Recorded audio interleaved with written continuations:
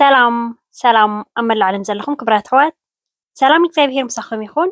ናይ ሎም መዓልቲ ብሓንሳብ ኬድና ንሰርሖ እምበር ክትፈትውዎ ተስፋ እንዳገበርኩ ቅድሚ ንኦም ባለይ ግን እቶም ሓደሽ ዘለኹም ላይክ ሳብስክራይብ ከምኡ እንዳገበርኩም ነዚ መዓልታዊ ሒዘ ዝመፅእ ቪድዮታት ተኻፈልቲ ክትኮኑ ብክብሪ ዕድመኩም። እቶም ምሳይ ፀናሕኩም ከዓ ከም ቀደምኩም ምትብባዕኹም ኣይፈለየኒ። እዚ ቪድዮ ብላይክ ጀምርዎ። ናይ ሎም መዓልቲ ብሓንሳብ ኬድና ዝሰርሕናዮ እምበር ኣብ ምእተዊ ከም ዝረኣኹማ ኣዝያ ፅብቕቲ ኬክ ናብ መሓዙትና ሒዝናያ ንኸይድ ቁርሲ እውን ኣብ ሓፂር ግዜ ኢና ክንሰርሕ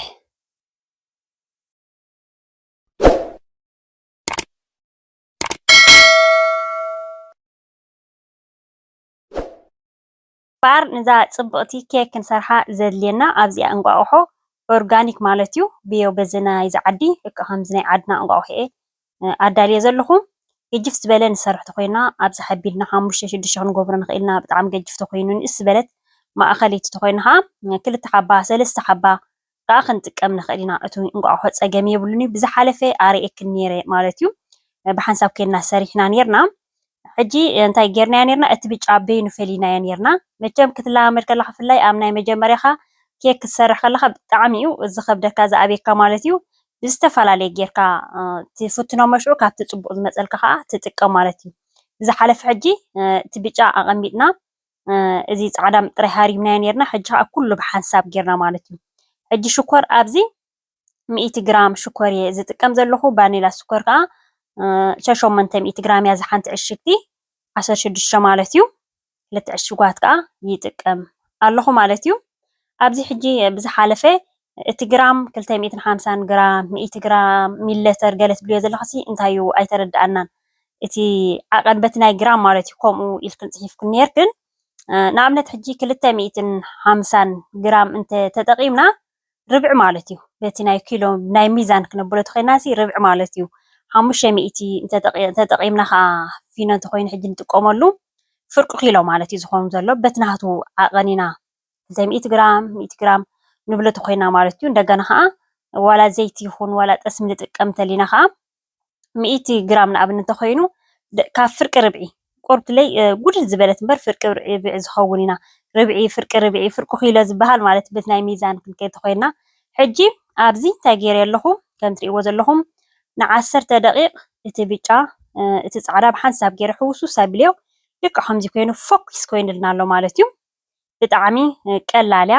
ከምዚ ግብር ኣቢልና ከዓ ካብ ኩሉ ግዜ እንዳመሓዙትና ክንከይድ ተኾይና ሕምባሻ ገለ ንጥቀም። እዚኣ ከዓ ብጣዕሚ ቀላል እያ ማለት እዩ። ብሓፂር ግዜ እያ ትስራሕ። ንእሽተይ ጨው እየ ተጠቒመ ሕጂ ዘለኹ ዝእትዎ ዘለኹ ማለት እዩ።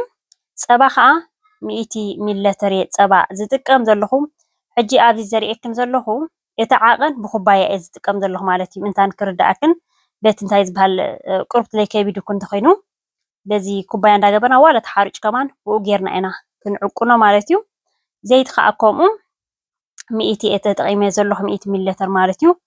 ከም ትሪእዎ ዘለኹም ሕጂ ምህራም ኣየድልየን እዩ ብዙሕ ኖርማል ኢና ሕውስውስ ንክነብሎ እምበር ዋላ ሓደ ኣይነሃርሞን ኢና ማለት እዩ።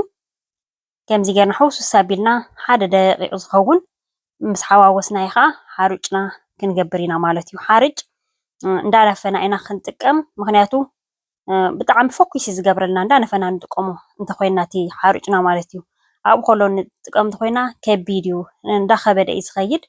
ዝተኻእለ መጠን መቸም ኬክ ክትሰርሓ ከለኻ ብፍላይ ኣብ መጀመርያኻ ብዙሕ እያ ትበላሸወካ ብዙሕ እያ ተኣብየካ ማለት እዩ። ተጠንቂቕካ ተሰሪሕካ እቲ ናቱ እንታይ ዝበሃል ተቢልካ ግን ቀላል እያ ማለት እዩ። ንክትሰርሓ ብጣዕሚ እያ ቀላል። ጥራይ እቲ ዓቐን ሓደ ዓይነት ብኩባያ ንጥቀም እንተሊና ኮይና ኩለን ሓደ ዓይነት እንዳገበርና ክንከይድ ኣለና ማለት ሕጂ እዚ ሓርጭ ይነፍዮ ኣለኹ ማለት እዩ። በዛ ትሪኣ ዘለኽን መዐቀኒት 3 ኩባያ ክገብር እየ። ከምዚ ቅጥን ዝብለና ተኮይኑ ከዓ ንእሽተይ ንውስኸላ ማለት እዩ እምበር ን3 ኩባያ እንዳነፈና ትዘዝቀደመ ንእሽተይ ሂርም እንዳበልና ክንገብሮ ኢና ማለት እዩ። ከምዚ ግብር ኣቢልና ብፍላይ ከምዚ መሓዙትና ዕብይ ዝበለ ውራይ ገለ እንተልይዎን ኮይኑ ከዓ ብጣዕሚ ሓጋዚ ማለት እዩ። ገሊኻ ሕምባሻ ትወስድ ገሊኻ ኬክ ትወስድ ንቁርሲ እውን ዝኾን ማለት እዩ። እቲ ዋና ገዛሲ እቲ ፀብሒ ወዲ ፀብሒ ዝዳላለወት እንጀራት ምግብታት ብጣዕሚ እኹል እዩ ማለት እዩ። እዚ ንክንሰርሖ ብገዛና ስራሕ ኣቢልና ንክንከድሲ ድሓን ቀሊል እዩ ማለት እዩ። ካብቶም ሰብ ጉራይሲ ንሕና ንሓይሽ ከምዚ ቡን ክንሰቲ ዲና ክንዘናጋዕ ኢልና ክንከይድ ከለና እውን ደቂ ኣንስትዮ ብፍላይ ተኮይና ካብ ጥራይና ንኸይድ ወይ ከዓ ከም ናይ ድኳን ዝኾነ ዝግዛእ ኣስቤዛታት ካብ ሒዝና ንኸይድ ከዓ ከምዚ ጌርና ተወሲድና ከዓ ዓብዪ ሓገዝ እዩ ማለት እዩ። ነቶም ሰብ ገዛ ክቡራት ኣሕዋተይ ኣብቲ ግዜ ርክብ ግዜ ዝፀበና እንተኮይኑ ግድን እቲ ክትበፅሕ ተልዩካ በፂሕካ ክትምለስ ትኽእል ኢኻ ግን ግዜ ተልዩና ኮይኑ ከዓ ማለት እየ።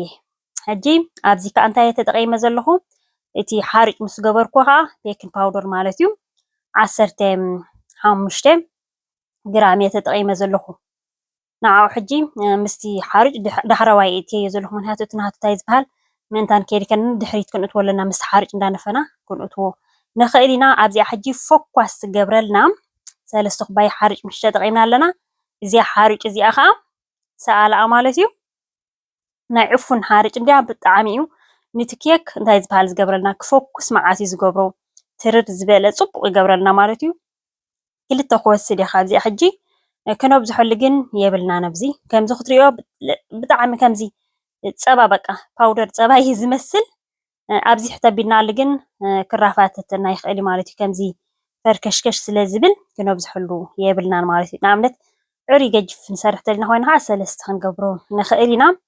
ሕጂ ከም ትሪእዎ ዘለኹም ፅቡቅ ኮይኑሎ ዕሩይ ሓፊስ ኣይኮነን ዕሩይ ከዓ ቀጢን ኣይኮነን ማእኸላይ ዝኾነ ኮይኑሎ ማለት እዩ።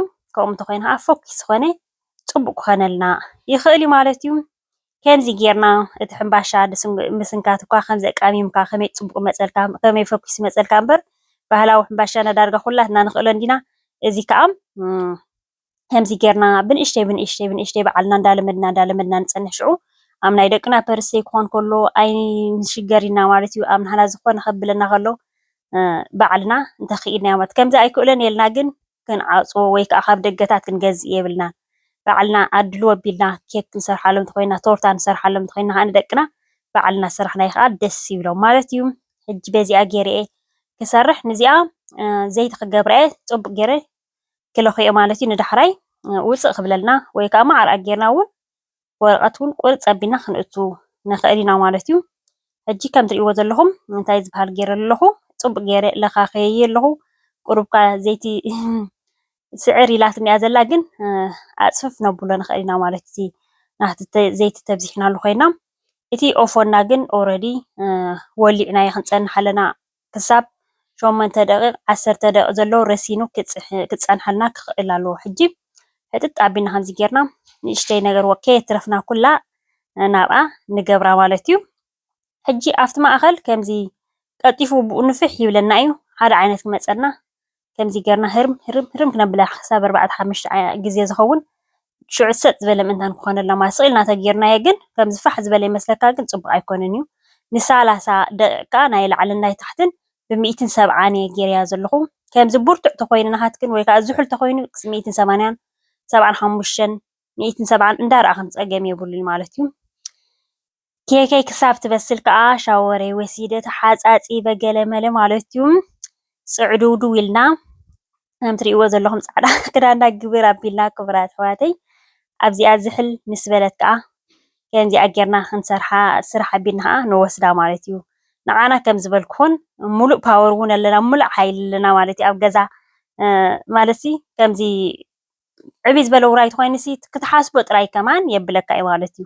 ኣነ ኖርማል ናይ ዕላል ናይ ቀዳመ ሰንበት ሳክት እንደ ዝወስደ ዘለኹ ብሓፈሻ ግን ከምዚ ውራይ ነገር ተኮይኑ ግን ንክትሓስቦ ጥራይ ትውራይ ስለ ዘብለካ ከምዚኣት ንኣሽቱ ነገራት ስራሕ ኣቢልና ተኸድና ተመራፂ ማለት እዩ። ክቡራት ኣሕዋተይ እሞኹን ቆርሳ ዶ ንንዳ መሓዝና ስለ ዝኾነት ክቡራት ኣሕዋተይ ኣይቆርሳን እንድየ ግን ማዕረ ክንደይ ፅብቕቲ ከም ዝኾነት ከዓ ትሪእዋ ኣለኹም። ብዝሓለፈ ቆሪስና ጥዒምናዮ ነርና ማለት የርእየኩም ነይረ ሕጂ ግን ኣይቆርሳን እየ ወይ ከዓ ድሓን ኣብዚ ባሪኽና ድሓን ናይ ዩቱብ ተኸታተልተይ ባሪኾም እየ ኢልኩም ሰድያ ተልኩም ከዓ ክቆራርሳ ክቡራት ኣሕዋተይ ብዝኾነ ከምዚኣ ግብር ኣቢልና ናብ መሓዙትና ቀዳም ሰንበት ቡን ክንሰቲ ንኽእል ኢና ማለት እዩ። ቁርሲ ቡና ከምዚ ጌርና ሒዝና ክይድ ኣቢልና ብፍላይ ንኣሽቱ ቆልዑ ተልየሞም ኮይኖም ብጣዕሚ እዩ ደስ ዝብሎም ከምዚ ነገራት ማለት እዩ። ካብ ሕምባሻ ዳርጋ ብዙሕ እንደ ኣይብላዕን እዩ ከምዚ ነገራት ግን ንኣሽቱ ፈትዎ መዓት እዮም ናይ ሎማዓንቲ መደበይ እምበኣር ክቡራት ኣሕዋተይ ኣብዚ ከኣኽለኒ እዩ ጀሚረ ክሳብ ዝውድእ ዝኸታተልኩምኒ ካብ ልቤ ዘመስግነኩም። ክትኣቱ ከለኹም ላይክ እንተረሲዕኹም እዚ ቪድዮ ክትወፁ ከለኹም ላይክ ኣይትረስዑ። ብካልእ ትሕዝቶ ክሳብ ዝምለሰኩም ሰላምን ጥዕናን ሰሰናይ